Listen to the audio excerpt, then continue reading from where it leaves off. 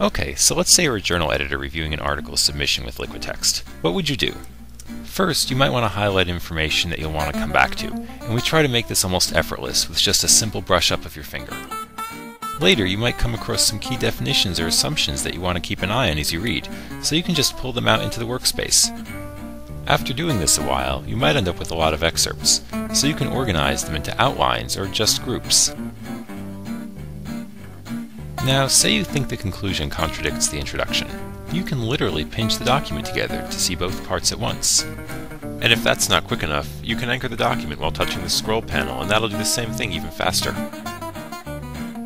And if there is a contradiction, you can select the offending statements and create a comment that refers to both of them. And if you prefer, you can pull your comment off the document and organize it with the other content in your workspace.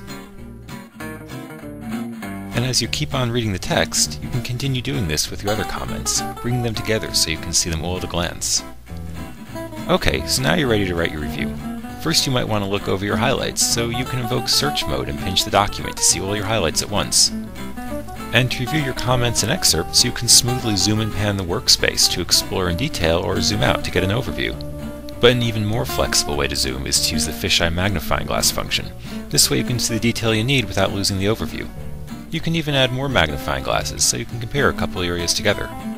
And when you need to find the source of an excerpt, that's easy too. The document will even collapse to show you multiple sources at once, because everything in LiquidText is linked. This works for comments too, so we can find both sources of that contradiction.